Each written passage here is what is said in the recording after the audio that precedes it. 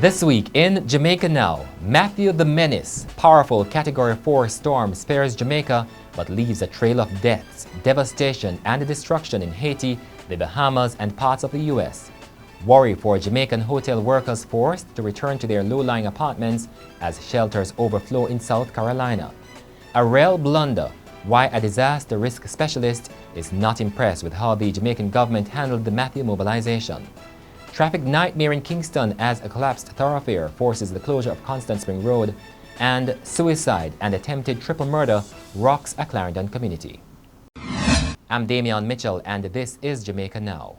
Jamaica was this week spared the wrath of Hurricane Matthew, the powerful Category 4 storm now battering the U.S. East Coast after leaving a trail of deaths, devastation and destruction in the Caribbean. In Haiti, latest figures indicate that more than 800 people have been killed, and the numbers could rise as first responders move into remote parts of the country that were cut off. Cuba is also picking up the pieces with devastation, especially in its western side. In the Bahamas, there are reports of widespread desperation after taking a beating. It is devastating. It's going to be a long recovery. And the shelters here are over flooded. They are full to capacity. It ain't no easy joke right here in Nassau, Bahamas. New Providence, it's not easy.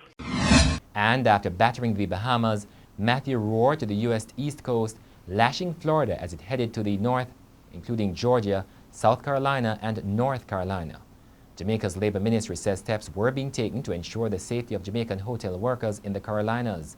But Jason White, one Jamaican working in South Carolina, says he and 10 others rented a bus and drove 5 hours away to North Carolina. He says many of his countrymen are, however, in danger as they were forced to return to their low-lying apartments in South Carolina because the shelters there were packed to capacity. So that's why I'm annoyed when I hear that the news was reported down there that Jamaican workers didn't want to move because they're unruly. But I believe they probably say these things in order not to take the responsibility if anything happened, God forbid. In Jamaica, several roads, particularly in the eastern parishes of St. Thomas and Portland, were damaged during heavy rains associated with Matthew. The cabinet is on Monday expected to get a preliminary report on the matter. About 4,000 Jamaicans went to shelters as they heeded the government's warning for persons living in low-lying and flood-prone areas to evacuate. But in Port Royal, people stayed put. Meanwhile, the Jamaican government has come in for harsh criticisms from a disaster risk expert, Dr. Barbara Carby. She says politicians sidelined the Office of Disaster Preparedness and Emergency Management, failing to communicate essential hurricane messages.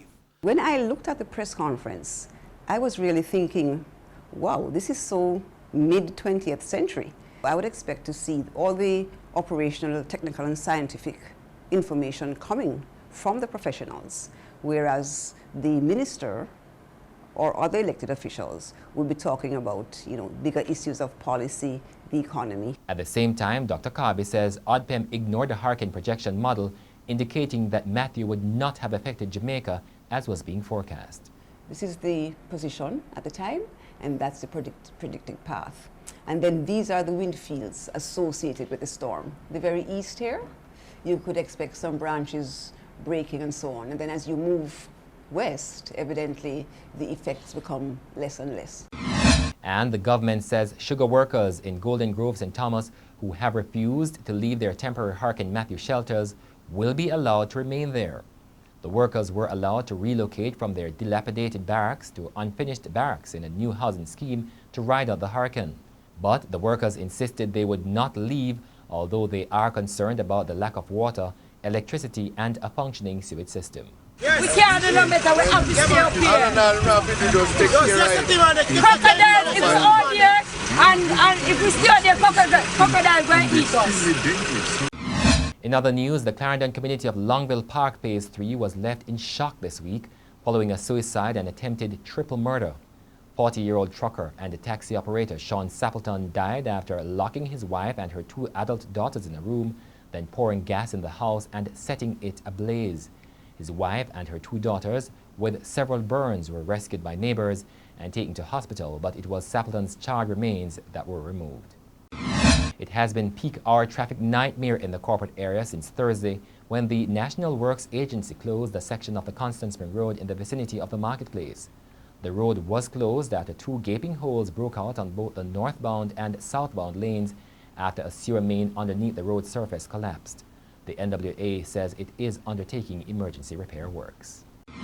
And that's it for this edition of Jamaica Now, your weekly review of the big news stories. Send us your comments at onlinefeedback@leanerjm.com. You may tune in to Power 106 FM for regular updates. Follow us on Twitter @Jamaica Gleaner and on Facebook @Leaner Jamaica. I'm Damian Mitchell, and before we go, Haiti on its knees. How Matthew made life more difficult for the people in the Caribbean's poorest nation.